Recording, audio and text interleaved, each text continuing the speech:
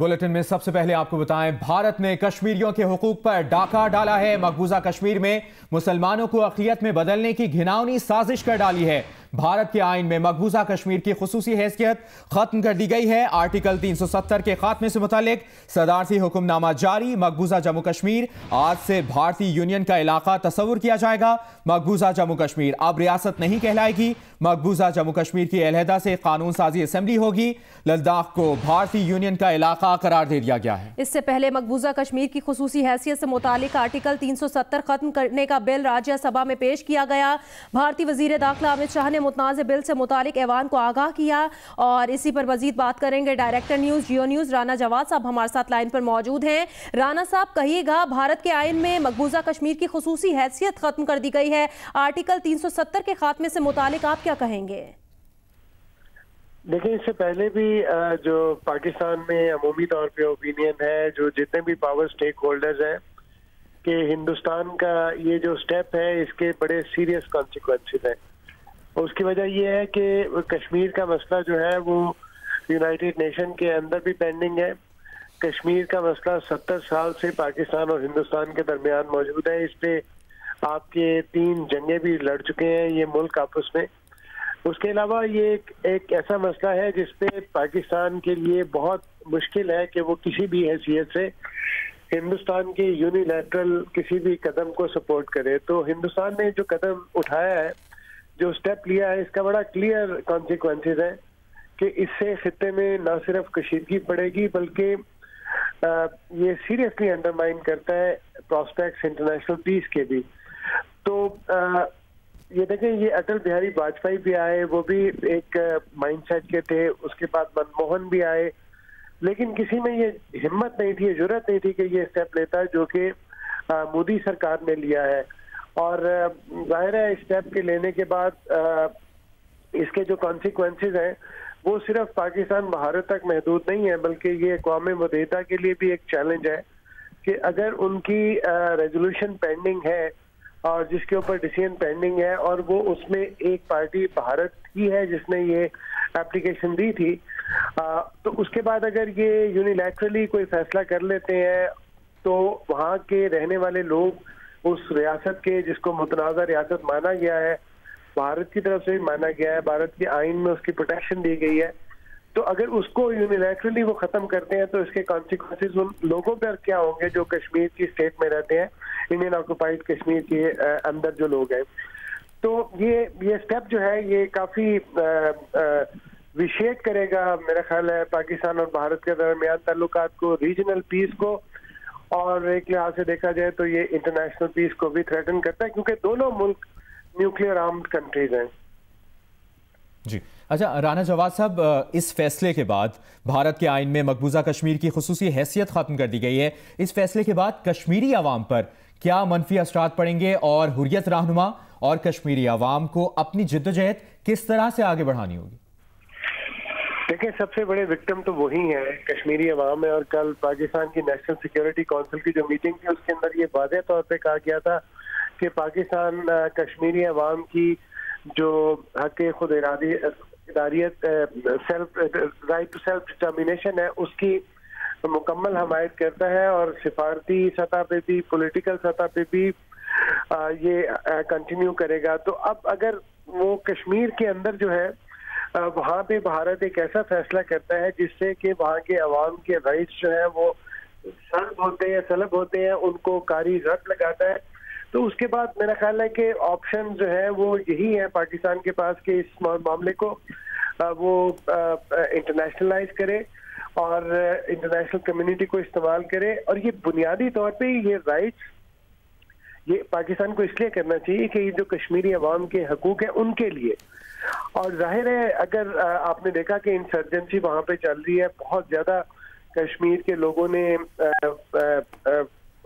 भारतीय जो काबिज फौज है उसका मुकाबला भी किया है, अपने खून से किया है, अपने इकोनॉमिक हार्डशिप के साथ किया है, लेकिन वो कंटिन्यू कर रही है स्ट्रगल वहाँ पे इंडियन ऑक्युपाइड कश्मीर में।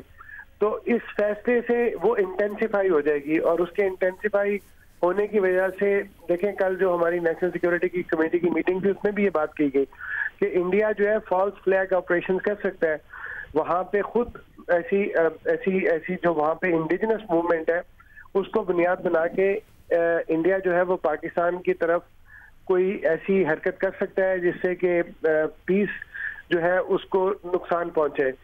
तो मेरा ख्याल है कि जो फियर पाकिस्तान के हैं वो इसी हवाले से हैं कि जो इंडिजिनस स्ट्रगल कश्मीर के अंदर है, इस एक्शन से, भारत के मोदी सरकार के इस एक्शन से वहां पे इंटेंसिटी आएगी लोगों की स्ट्रगल में अगेंस्ट द इंडियन ऑक्यूपेशन, और उसके कॉन्सिक्वेंस के नतीजे में अगर इंडिया डाइवर्ट करेगा उस अटेंशन को टुवर्ड्स पाकिस्तान तो फिर उसके कॉन्सिक्वेंसेज जो हैं वो और डिफरेंट होंगे। अच्छा राना जवाद साहब, ये कहिएगा, आपसे कुछ देर पहले मजहर अब्बास साहब से जब बात हो रही थी तो उनका कहना था कि पाकिस्तान का केस मजबूत है लेकिन जो वकील है वो कमजोर है। आप मुत्तफिक हैं उनकी इस बात से, और पाकिस्तान की अब स्ट्रेटजी पॉलिसी क्या होनी चाहिए? देखिए, पाकिस्तान की पॉलिसी, पाकिस्तान ने तो कोई इंटरनेशनल लॉ को वायलेट नहीं किया।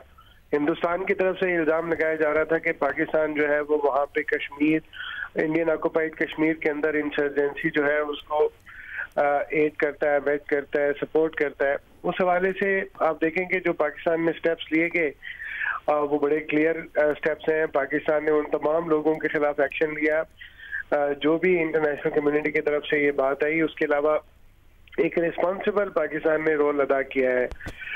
तो पाकिस्तान का मुकदमा जो है वो तो बुनियाद उसकी जो है वो दो चीज़ों के ऊपर है। एक तो जो अक़वाम मुत्तहिदा की करारदाद है कश्मीर की राइट टू सेल्फ डिटर्मिनेशन के ऊपर, और सेकेंडली जो बायलैटरल एग्रीमेंट भी है, शिमला एग्रीमेंट भी है, जिसके तहत दोनों ममालिक इस चीज़ से बाउंड है कि वो इस तनाज़े को थ्रू डायलॉग हल करें और through the aspiration of Kashmiri people करें। तो अगर ये मुकदमा पाकिस्तान जो है वो इसी बुनियाद पे लड़ रहा है जो कि दो इंटरनेशनल एग्रीमेंट उसके पास हैं, जबकि हिंदुस्तान जो है उन दोनों को वायलेट कर रहा है, ये सिर्फ यूनाइटेड नेशन रेजोल्यूशन जो है उनको नहीं वायलेट कर रहा है हिंदुस्तान, बल्कि 1972 के शिमला एग्रीमेंट को पाकिस्तान के साथ वो भी वायलेट कर रहा है। तो इसका मतलब ये है कि वायलेशन हिंदुस्तान की तरफ से मुसलसल की जा रही है और एक हरदर्मी से की जा रही है, एक बिल्कुल कैलस तरीके से की जा रही है। तो इसमें पाकिस्तान का मुकदमा जो है वो स्ट्रांग होना चाहिए। पाकिस्तान को सिक्योरिटी काउंसिल इसी पर्पस के लिए, for security and peace of international world, तो पाकिस्तान को उसमें जाना भी चाहिए, उसको इन्वोक भी करना चाहिए और बताना भी चाहिए कि हिंदुस्तान का ये जो एक्शन है इसके तबाहकुन कॉन्सिक्वेंसेज हैं खित्ते के ऊपर, कश्मीरी अवाम के ऊपर और इनफैक्ट वर्ल्ड पीस के ऊपर। बिल्कुल। साथ ही रहेगा राना जवाद साहब, हमें ज्वाइन किया है साबिक सिफारतकार अब्दुल बासित साहब ने, जो कि भारत में पाकिस्तान के हाई कमिश्नर भी रहे हैं। तमाम तर मामला आपके सामने है अब्दुल बासित साहब। जिस तरह से मकबूजा कश्मीर में मुसलमानों को अक़लियत में बदलने की घिनौनी साजिश की है भारत की जानिब से, अगर इस तमाम तर सूरत हाल में भारत इसको अंदरूनी मामला कहने की साजिश रचाता है तो फिर पाकिस्तान को कश्मीरी अवाम के हक में आवाज उठाने के लिए क्या लाहेमल अपनाना होगा? किस तरह से अपना फर्म स्टांस जानना कितना जरूरी है? देखिए, ये तो भारत के आइन की खिलाफ वर्जी भी है और आज भारत ने ये साबित कर दिया है कि जहाँ तक उनकी सो कॉल्ड जमहूरियत है वो भारत के मुसलमानों पे और कश्मीर पे आके खत्म हो जाती है। भारत को ये मालूम है कि उनके आइन के मुताबिक भी ये एक तरफा इकदाम हो ही नहीं सकता था। जो स्पेशल स्टेटस है मकबूजा जम्मू और कश्मीर का, वो वहाँ की सिर्फ दस्तूर साल असेंबली ही खत्म कर सकती है और ये भारत वो किसी तौर भी, और मुझे यकीन है कि वहाँ जो कश्मीरी लोग हैं वो इसको चैलेंज करेंगे सुप्रीम कोर्ट में वहाँ की, लेकिन एक अलग इशू है। दूसरी तरफ हमारा जहाँ तक इस उनके एक तरफा इकदाम से जो मकबूजा जम्मू और कश्मीर की या जम्मू और कश्मीर की जो तनाज़ा है वो ख़त्म नहीं हो जाता, क्योंकि ये तनाज़ा तो इसके तो अक़वाम मुत्तहिदा की करारदादें मौजूद हैं, फिर हमारे अपने भी बायलैटरल एग्रीमेंट्स भी हैं, हम पिछले अरसे से कई मुज़ाकरात भी कर रहे हैं और भारत ये खुद कहता भी रहा है कि ये एक बायलैटरल इशू है और हमें इसको डिस्कस करना है। तो ये हमारे पास अब एवेन्यूज क्या हैं? तो ये हमारा जो कानूनी मुकदमा है वो तो बहुत मजबूत है। हम इसको ICJ में भी ले जा सकते हैं और उनको बता सकते हैं किस तरह भारत ने बैनुल-अक़वामी क़वानीन की खिलाफ वर्जी की है और अक़वाम मुत्तहिदा की करारदादों की खिलाफ वर्जी की है। दूसरी तरफ सफारत पे भी हम सफारतकारी के जरिए UN सिक्योरिटी काउंसिल ये मामला लेकर जा सकते हैं। मुमकिन है वहाँ आपको सपोर्ट ना मिले, लेकिन अब हमारा फर्ज बनता है, इखलाकी भी फर्ज है, सफारती भी है, क्योंकि देखिए मकबूजा जम्मू और कश्मीर में तो हालात बहुत ख़राब होंगे। हमें दुनिया को ये बताना है कि जो अगर इस तरह मामला करेंगे तो हमारे खित्ते के हालात खराब हो सकते हैं, यहाँ पे सूरत हाल टेंशन और बढ़ सकती है। तो यूनाइटेड नेशन सिक्योरिटी काउंसिल को इसका नोटिस लेना चाहिए और इस वजह से हमारा सिक्योरिटी काउंसिल जाना बहुत जरूरी है। मुमकिन है कोई करारदाद पास ना हो, कोई मामला आगे ना चले, लेकिन हमें भारत दुनिया को बताना है कि इस एक एकतरफा इक़दाम से जनूबी एशिया की सूरत हाल किस कदर खतरे में पड़ गई है। कश्मीरियों ने तो अपनी जद्दोजहद जारी रखनी है। तमाम लोगों ने वहाँ कश्मीरियों ने कह दिया कि हम ये फैसला नहीं मानते, तो इसलिए सूरत हाल खराब हो सकती है, वो जानना। फिर मैं जाती तौर पर ये समझता हूँ कि अभी हमें जो ये स्टेटमेंट्स वगैरह इस मामला से निकल कर एक मजबूत हिकमत अमली बनानी होगी। उसके मुख्तलिफ पहलू हैं, सफारती पहलू है, कानूनी पहलू है, जो ओवरसीज पाकिस्तानी हैं, कश्मीरीज हैं, उनके साथ काम करना है। इंटरनेशनल मीडिया पे हमने जाना है और बताना है कि भारत ने किस कदर ये घिनौना खेल खेला है। और अभी आप देखेंगे कि ट्रंप की और प्राइम मिनिस्टर मोदी की मुलाकात होने जा रही है फ्रांस में इस माह में 24 और 26 तारीख को फ्रांस में G7 की मीटिंग है। तो वहां भी और उससे पहले 15 अगस्त को प्राइम मिनिस्टर मोदी खिताब करेंगे रेड फोर्ट से, और वो कहेंगे कि हमें अब यूएस की मीडिएशन चाहिए कि जो पाकिस्तान के पास हालात जम्मू और कश्मीर है वो हमारे हवाले करें पाकिस्तान के। तो उनके तो अज़ाइम हमें मालूम है बड़े अरसे से, और हम ये कह भी रहे हैं। मैं जब अपनी दिल्ली में था तो यही बुनियादी बातें करता था, और आज मकबूजा जम्मू और कश्मीर के साथ उन्होंने एक और वाक़या भी किया। उन्होंने उसको 2 हिस्सों में भी तकसीम कर दिया है। लद्दाख को यूनियन टेरिटरी बना दिया है, जम्मू और कश्मीर को सेपरेट यूनियन टेरिटरी बना दिया है। तो ये उन्होंने बड़ी सोच समझ के काम किया है। पिछले 5 साल से हम यही देख रहे थे, उनके इलेक्शन के मंशूर का हिस्सा भी ये था। तो भारत हमारा फर्ज बनता है कि हम कश्मीरियों के साथ खड़े हों और कोई ऐसी हिकमत अमली बनाएं जो कि वहाँ मजालिम कम करे और इसका एक हल निकले इस मसले का, क्योंकि इससे तनाव मजीद बढ़ेगा। अगर भारत का ये ख्याल है कि उनके एकतरफा इक़दाम से कोई सूरत हाल बेहतर हो जाएगी तो मेरा ख्याल में वो खाम ख्याली का शिकार हैं। इससे मकबूजा जम्मू और कश्मीर में हालात और बिगड़ेंगे और उससे पाकिस्तान भारत के दरमियान कशीदगी बढ़ेगी, तो इससे मामलात और बिगड़ सकते हैं। अच्छा अब्दुल बासित साहब, ये कहिएगा कि ये जो भारत की जानिब से साजिशें की जा रही हैं, हथकंडे नए से नए अपनाए जा रहे हैं आए दिन, क्या ये पाकिस्तान को प्रोवोक करने की कोशिश भी हो सकती है? क्योंकि पाकिस्तान तमाम आलमी कुव्वतों के सामने, इंटरनेशनल जितने भी लोग हैं उनके सामने ये कह रहा है कि हम मुज़ाकरात करना चाहते हैं, मामले को अच्छे तरीके से हल करना चाहते हैं। देखिए, इसका एक और पहलू ये है कि भारत नहीं चाहता कि अफगानिस्तान में किसी तौर पे मसालेती जो अमल इस वक्त है वो कामयाब हो, क्योंकि उन्होंने वहाँ 3 बिलियन इन्वेस्ट किया है पाकिस्तान के खिलाफ, और वो तालिबान को वहाँ नहीं देखना चाहते कि वहाँ पे कोई पावर शेयरिंग जब फॉर्मूला हो तो तालिबान को कोई रोल मिले। तो हमें यहाँ वो उलझाना जरूर चाहते हैं कि जो हमारी ये सब कोशिशें अफगानिस्तान में हो रही हैं वो किसी तरह कामयाब ना हो और अफगानिस्तान बदस्तूर गैर मुस्तहकम रहे। हमारा काम ये है कि हमें अब अमेरिका को बताना है कि अगर हमारे ईस्टर्न बॉर्डर में ये हालात रहेंगे, हमारी टेंशन भारत के साथ रहेंगी, तो हम किस तरह फोकस कर सकते हैं अफगानिस्तान में। तो अमेरिका का भी ये फर्ज बनता है और बाकी ताकतों का भी कि वो भारत को समझाएं कि इस किस्म की बातों से तो जनूबी एशिया में क्या हालात खराब होंगे, अफगानिस्तान फिर एक दफा दोबारा जो मसाले की अमल वहाँ पे हो रहा है वो खतरे में पड़ जाएगा। तो ये तमाम चीजें इंटरलिंक्ड हैं आपस में। तो डिप्लोमेसी में यही है, सफारतकारी में, कि आप तमाम एक स्ट्रेटेजिक व्यू अपने सामने रखें और फिर एक हिकमत अमली बनाएं जो कि इन तमाम इश्यूज को सामने रखे हुए अपने आप को ऐसी पोजीशन पे आप लेकर आएं ताकि आपकी डिप्लोमेसी इफेक्टिव हो। अभी तक बदकिस्मती के साथ देखिए ना, जो ऊफा एग्रीमेंट 10 जुलाई 2015 को हुआ था, हमारी अपनी बड़ी कोताहियां हैं, उसमें से हमने जम्मू और कश्मीर को निकाल ही दिया था। जो हमारे रवैये रहे हैं जम्मू और कश्मीर को लेकर वो भी कोई इतने अच्छे नहीं रहे बदकिस्मती के साथ। लेकिन अब मैं समझता हूँ कि पूरी कौम को एक साथ खड़ा होकर और इसको सियासत के लिए, कौमी सियासत के लिए इस्तेमाल नहीं करना चाहिए। हमारा कौमी इशू है, इस पे हम सबको एक साथ खड़े होकर इस अपने केस को लड़ना है और एक हिकमत अमली बनानी है। उसके बगैर कोई काम नहीं हो सकता। आपको मालूम होना चाहिए कि आप अगला स्टेप क्या है, आज आप क्या कर रहे हैं, अगला स्टेप क्या है, उससे अगला स्टेप क्या है, अगर एक स्टेप नाकाम होता है दूसरा स्टेप क्या है, फॉल बैक क्या है। ये तमाम चीजें हैं जो एक आपकी स्ट्रेटेजी होती है, लेकिन वो इस वक्त मुझे नजर नहीं आती। हमारे देखे कहीं भी इंटरनेशनल मीडिया में पाकिस्तान का नुक्ता नजर नहीं आ रहा, कोई सफारतकारी नहीं, हमारे ओवरसीज पाकिस्तानी कश्मीरी हम उनको मोबिलाइज नहीं कर पाए। थिंक टैंक्स में हम नहीं जा सके, इंटरनेशनल मीडिया में हमारी प्रेजेंस नहीं है। इस वजह से मैं समझता हूँ कि थोड़ा बहुत हमें सोच विचार के साथ इकदाम करने होंगे। जज्बाती रिएक्शन से काम नहीं होता, काम वो होगा, इफेक्टिव वो होगा अगर हम सोच समझ के कोई स्ट्रेटजी बनाकर उसको इम्प्लीमेंट करके आगे बढ़ेंगे। बहुत शुक्रिया अब्दुल बासित साहब। और जिस तरह से आप कह भी रहे हैं कि बैनुल-अक़वामी क़ुव्वतों को अपना किरदार अदा करना होगा और ये वक्त है, ये राइट टाइम है जब सब यूनाइटेड होके अपना केस लड़ें। राना जवाद साहब, आपसे जानना चाहेंगे, इस वक्त इस सिचुएशन को एनालाइज करना भी बहुत ज़रूरी है कि भारत के अंदर से भी ये आवाज़ें उठ रही हैं, भारतीय सहाफ़ियों की जानिब से, भारतीय जर्नलिस्ट की जानिब से आवाज़ें उठ रही हैं और इस फैसले को अपोज किया जा रहा है। देखें, जैसे भारत के अंदर भी एक जमहूरियत है और वहाँ पे एक अपोजिशन है। जब राज्यसभा में ये बिल भी पेश किया जा रहा था तो उस वक्त भी काफी ज्यादा कांग्रेस के लोगों ने शोर मचाया, गुलाम नबी आजाद साहब ने काफी इस पे आवाज उठाई।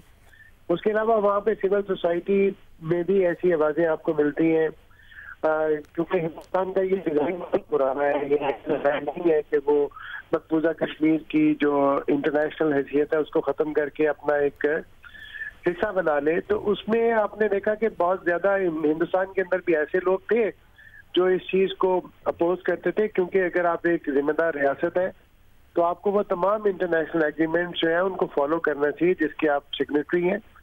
अक़वाम मुत्तहिदा में 193 ममालिक में हिंदुस्तान भी एक मुल्क है जिसने कि ये चीजें साइन की हुई हैं, तो आप उसको वायलेट कैसे कर सकते हैं। तो ऐसी आवाजें हिंदुस्तान में उठती रही, लेकिन बदकिस्मती से जो भारतीय जनता पार्टी बीजेपी का जो जब ये अरूज आया है तो आप देखें कि उसके बाद जो हिंदुत्व या हिंदू डोमिनेंस की जो बात है वो बहुत ज्यादा होगी। और हमने देखा कि वहाँ पे तरह हुई, एक ऑर्गेनाइज क्रैक डाउन किया गया राइटर्स के खिलाफ, दूसरे जो सिविल सोसाइटी के लोग थे उनके खिलाफ।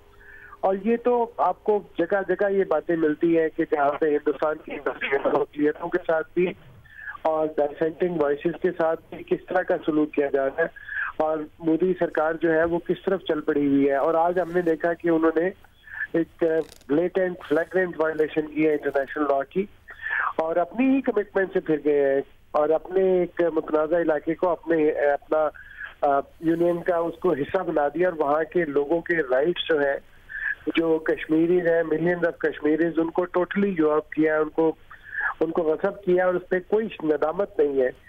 तो अगर हिंदुस्तान के अंदर से आवाजें उठती भी हैं तो लगता यही है कि इस वक्त जो बीजेपी की गवर्नमेंट है, जिस किस्म की उसकी पॉलिसीज है, इन आवाजों की कोई अहमियत नहीं होगी।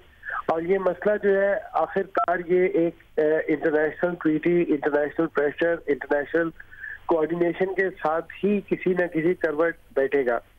ये बात नहीं कि ये पहली दफा ऐसी चीज हो रही है। देखें, जब सदर पाकिस्तान और उस वक्त जनरल परवेज मुशर्रफ थे तो जब वो जुलाई 2002 में इंडिया गए थे तो उस वक्त आगरा समिट हुई थी और उसमें कश्मीर के मसले को भी एक प्राइमेसी की हैसियत से देखा गया था, सेंट्रल हैसियत थी। उसके बाद एक एग्रीमेंट की भी बात हुई।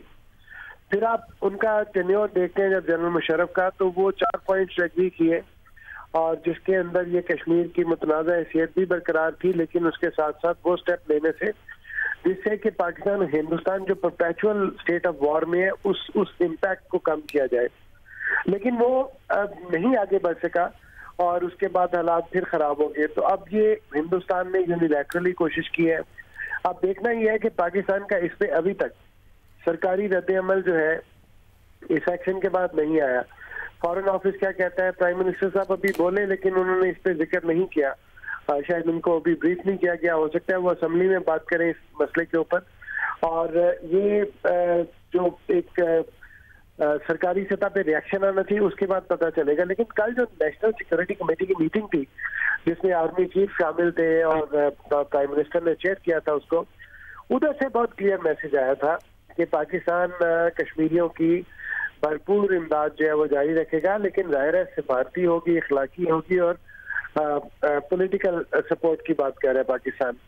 तो ये हिंदुस्तान के अंदर से जो आवाजें उठेंगी नहीं उठेंगी, वहां पे क्या मोदी सरकार उनको कैसे बंद करेगी, वो अपनी जगह पे है। असल में प्रॉब्लम ये है कि क्या इंटरनेशनल कम्युनिटी इस ब्लेटेंट वायलेशन के ऊपर जो है वो इंडिया को अकाउंटेबल ठहराएगी, उनको मना करेगी, और क्या पाकिस्तान जो है वो इस पोजीशन में है कि वो सिक्योरिटी काउंसिल में ले जाके मसले को एजिटेट करके हिंदुस्तान के एक फैसले को रिवर्स करवा सके। ये वो चीजें हैं जो कि आइंदा वक्त हमें बताएगा। भारत के आयन में मकबूजा कश्मीर की खुसूसी हैसियत खत्म कर दी गई है। इसी पर बात करने के लिए डायरेक्टर न्यूज़ जियो न्यूज़ राना जवाद साहब हमारे साथ थे, बहुत शुक्रिया आपका। पाकिस्तान को फौरी अक़वाम मुत्तहिदा की सिक्योरिटी काउंसिल का इजलास तलब करने की दरख्वास्त देनी चाहिए। आलमी बिरादरी की तवज्जो दिलाना होगी कि मकबूजा कश्मीर में भारत के इक़दामात आलमी अमन के लिए खतरा हैं। आर्टिकल 370 जो है वो कश्मीर की टेरिटरीज का एक सेपरेट तशख़्ख़ुस को आईनी तौर पर डॉक्यूमेंट करता है इंडिया के आइन के नीचे। यानी जो जम्मू एंड कश्मीर या इंडियन ऑक्यूपाइड कश्मीर की टेरिटरी है उसका टाइटल इंडियन यूनियन को ट्रांसफर नहीं हुआ, और उसमें जो चीज माने है वो आर्टिकल 370 है। और 370 ये कह रहा है कि इसका एक स्पेशल स्टेटस है, और जब आर्टिकल 370 की interpretation Jammu and Kashmir high court ने की तो उन्होंने भी ये होल्ड किया कि state of Indian occupied Kashmir या state of Jammu and Kashmir अपनी लिमिटेड सॉवरेनिटी रिटेन किए हुए है। सो आर्टिकल 370 जो है वो उसकी बहुत ज्यादा अहमियत है कश्मीर से डिस्प्यूट के कॉन्टेक्स्ट में। ये आर्टिकल 370 को खत्म करने की ख्वाहिश बीजेपी गवर्नमेंट की बहुत पुरानी है, और इसी तरह आर्टिकल 35A को उनकी कोशिश ये है, क्योंकि वो ये कहते आए हैं कि कश्मीर अटूट अंग है भारत का, और उस अटूट अंग के ख्वाब में जो आईनी रुकावट है वो आर्टिकल 370 है।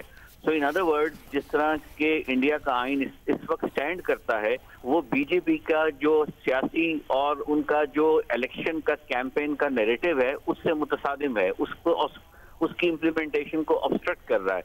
तो पहले भी 2-3 मरतबा कोशिश की गई कोर्ट के थ्रू इसको डिमोलिश करने की, कोर्ट ने उसके अगेंस्ट फैसला दिया और कहा कि ये लोकसभा के पास भी लीगल कॉम्पिटेंस नहीं है इसको खत्म करने की।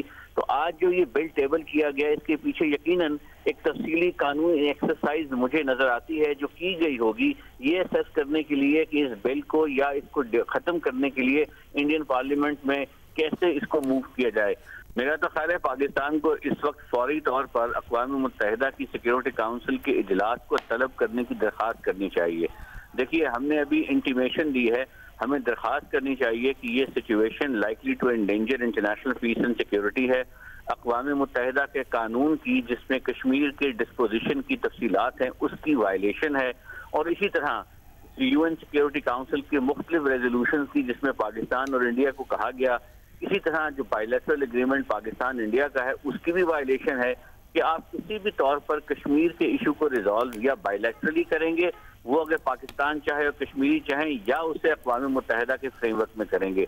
उन दोनों को साइड स्टेप करके ये यूनिलैटरली इंटरनली डोमेस्टिक लॉ के नीचे, डोमेस्टिक आइन के नीचे इस तरह की मूव बैनुल अक़वामी कानून के मुखालिफ है, और पाकिस्तान को इस चीज को सामने लाना चाहिए। मुझे यूं लग रहा है जैसे एक लॉफेयर और वॉरफेयर की डिस्टिंक्शन है, उन्होंने वॉरफेयर की तरफ डिस्ट्रैक्ट करके लॉफेयर की मूव कर दी है, और इस तरफ से पहले ये एफर्ट किया, ये प्रोजेक्ट किया कि वो सारा का सारा वहाँ कर्फ्यू, ये वो सारा वो कर्फ्यू वगैरह तो इसलिए कर रहे हैं कि इसका जो फॉल आउट है उसको कंट्रोल कर सकें, लेकिन उन्होंने डिस्ट्रैक्ट करके लॉफेयर मूव को टेबल कर दिया है, और ये इंतहाई गैर मामूली लीगल डेवलपमेंट है जिसको मेरा ख्याल है we need to be aware of.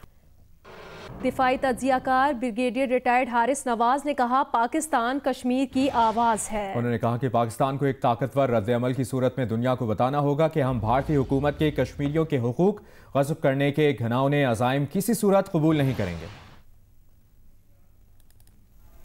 लेकिन ये एक बहुत ही तशवीशनाक सूरत हाल है जो कि हम कई दिन से डिस्कस भी कर रहे थे, एक्सपेक्ट भी कर रहे थे। ये इसके ऊपर बड़ा स्ट्रॉन्ग रिएक्शन आना चाहिए। हुकूमत पाकिस्तान ने तो कल नेशनल सिक्योरिटी कमेटी में ही बात की थी। एक इमीडिएटली आज इमरजेंसी नेशनल असेंबली सेनेट की सेशन होना चाहिए जिसमें एक करारदाद पास होनी चाहिए। बड़ी स्ट्रॉन्ग मैसेज आना चाहिए पूरी दुनिया को, और पाकिस्तान को ये कहना चाहिए उसमें कि हम इसको एक्सेप्ट नहीं करेंगे और हम जिस हद तक जा सकते हैं वो जाएंगे। क्योंकि देखें, कश्मीर की आवाज़ पाकिस्तान है। इस वक्त उनको दुनिया से कट ऑफ कर दिया गया है, उनके मोबाइल नेटवर्क खत्म है, उनको घरों में महसूस कर दिया है। उसके बाद वहाँ पर पूरी फौज और ज्यादा स्ट्रेंथ के अंदर वहाँ पर आ गई है। इन चीजों को देखते हैं तो फिर पाकिस्तान को बहुत स्ट्रॉन्ग एक्शन चाहिए। साथ ही साथ हमें यूनाइटेड नेशन में इमरजेंसी मीटिंग कॉल करनी चाहिए, और उससे पहले साथ ही हमें चाइना और रशिया और अमेरिका को कॉन्फिडेंस में लेना चाहिए, ताकि वो कभी चाइना रशिया देवा वीटो पावर वहाँ पर है, वो वहाँ पर बात करें कि यूनाइटेड नेशन में डिस्प्यूटेड रिकग्नाइज ये टेरिटरी है, प्लेबिसाइट का हक उनको देने की ये भी बात हुई है। इसलिए ये सेकंड स्टेप है। फिर हमें अपने दूसरे मुल्कों को, जो मुसलमान मुल्क है, टर्की है जो पैलेस्टाइन के कॉज पे बड़ा खड़ा होता है, इसी तरह अब हमारा काम है कि हम इसको बात करें।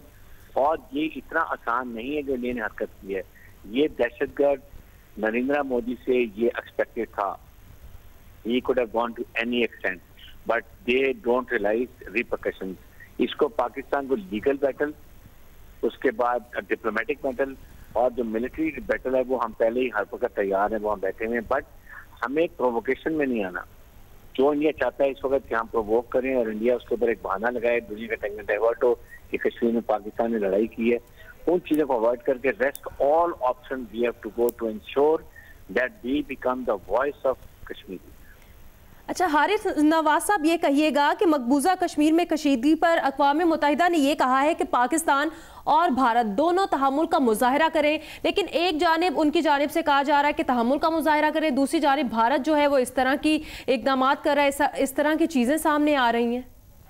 देखें, इसके लिए मैं यही बात करूँ कि इमीडिएटली आज मलिया लोधी हमारी परमानेंट मेंबर है यूनाइटेड नेशन में, she has to table immediately emergency meeting, और इसमें साथ ही हम ओआईसी को एक्टिवेट करें, उनको भी साथ लेके चलें, जहां पर हमें ये पाकिस्तान जो है ये कोई वहाँ के मिडल ईस्ट की रियासत नहीं है कि जो इजराइल है वो पैलेस्टाइन में जो मर्जी करते रहे खामोश बैठे रहेंगे।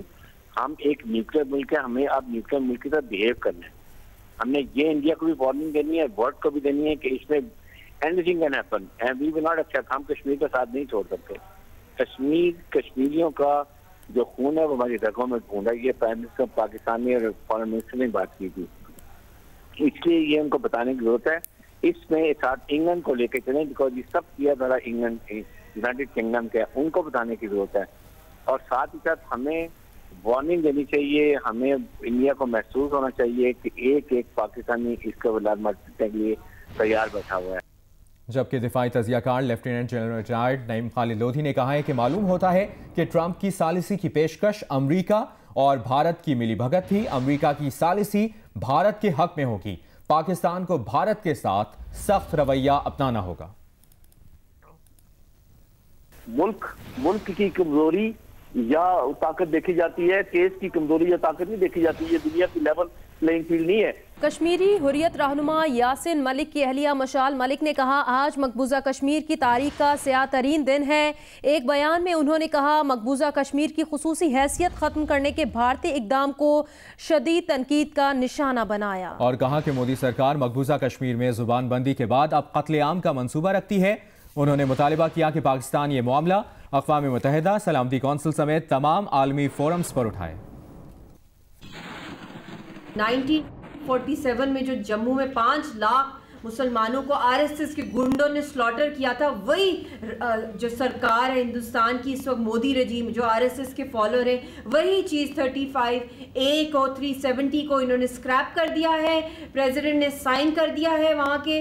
और जो मकबूजा जम्मू कश्मीर जो है उसके अंदर वो जो लॉ था जो हमें प्रोटेक्ट करता था कि कोई इंडियन यहाँ पे ज़मीन नहीं ले सकता जब तक कि प्लेबिसिट ना हो। आज़ाद कश्मीर में इस लॉ को प्रोटेक्ट किया हुआ है, कोई पाकिस्तानी ज़मीन नहीं ले सकता, ना वोटर राइट है जब तक कि इस मसले का फैसला नहीं होगा यूएन की करारदादों के मुताबिक। मगर अब जो हिंदुस्तान ने इस वक्त दहशतगर्दी की है, खुलेआम इंटरनेशनल लॉज को, ह्यूमैनिटेरियन लॉज को, इंटरनेशनल कन्वेंशंस को, यूनिवर्सल लॉज को, यूनाइटेड नेशंस की रेजोल्यूशंस को, उनको जैसे कि हटा दिया है, माना ही नहीं है। ऐसी दहशतगर्दी की है इन्होंने इस लॉ के तहत और अब ये पूरे हिंदुस्तान को यहाँ पे लेकर आ रहे हैं। इसलिए इसको मामले को फौरन पाकिस्तान सिक्योरिटी काउंसिल में लेके जाया जाए, इसको हंगामी इस पे इजलास हो और हिंदुस्तान के ऊपर सैंक्शंस लगाई जाएं और इसको इंटरनेशनल क्रिमिनल कोर्ट और इंटरनेशनल जितने भी प्लेटफॉर्म्स हैं उनके अंदर इसको लेके जाया जाए। कायदे हिज़्ब इख्तिलाफ शहबाज शरीफ ने भारतीय आर्टिकल 370 खत्म करने की कोशिश की। शदीद मजम्मत की है और कहा है कि भारतीय इक़दाम नाकाबिल कबूल, अक़वाम मुत्तहिदा के खिलाफ ऐलान बगावत और जंग है। पाकिस्तान फिलफौर अक़वाम मुत्तहिदा की सलामती कौंसिल का हंगामी इजलास बुलवाए। चीन, रूस, तुर्की, सऊदी अरब और दीगर दोस्त ममालिक से फौरी राबता और मुशावरत की जाए। कश्मीरी तन्हा नहीं, कश्मीर पाकिस्तान की शहरग है। उन्होंने कहा, हमारी शहरग और कौमी इज्जत और गैरत पर हाथ डालने वाला भयानक अंजाम से दो चार होगा। शहबाज शरीफ ने कहा, मकबूजा कश्मीर की खुसूसी हैसियत खत्म करने की कोशिश भारतीय सुप्रीम कोर्ट और हाई कोर्ट के फैसलों की तौहीन है। इस्तिस्वाबे राय कश्मीरियों का जमहूरी हक है। शहबाज शरीफ ने कहा, भारत कश्मीर में जमहूरियत का कत्ल कर रहा है जो आलमी बिरादरी का इम्तिहान है। पार्लियामान का मुश्तरका हंगामी इजलास बुलाया जाए, सूरत हाल का गहराई से जायजा लेकर जामे हिकमत अमली मुरतब की जाए, ये कहा है शहबाज शरीफ ने। जबकि पीपल्स पार्टी के चेयरमैन बिलावल भुट्टो जरदारी ने मसला कश्मीर पर मुश्तरका पार्लिमानी इजलास बुलाने का मुतालबा किया है और कहा है कि इंतहा पसंद भारतीय हुकूमत के अज़ाइम खोलकर सामने आ चुके हैं। चेयरमैन बिलावल भुट्टो जरदारी ने कहा, सदर पाकिस्तान मुश्तरका पार्लिमानी इजलास फौरी बुलाने का हुक्म जारी करें। कश्मीरियों पर भारत के मज़ालिम नाकाबिले बर्दाश्त हैं। बिलावल भुट्टो जरदारी ने कहा, इंतहा पसंद भारतीय हुकूमत के अज़ाइम खुलकर सामने आ चुके हैं।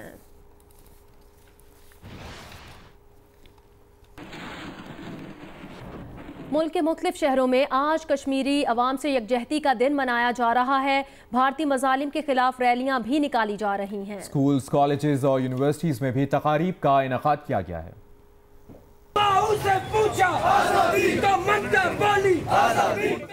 मकबूजा कश्मीर में इंसानी हकूक की खिलाफ वर्जी पर कोटली आज़ाद कश्मीर में खोई रट्टा के मकाम पर रैली निकाली गई। रैली में अंजुमन ताजरान, वकला, सिविल सोसाइटी और तलबा ने शिरकत की। आज़ाद कश्मीर के दीगर शहरों में भी रैलियां निकाली जा रही हैं और तकारीब का इनेकाद किया गया है।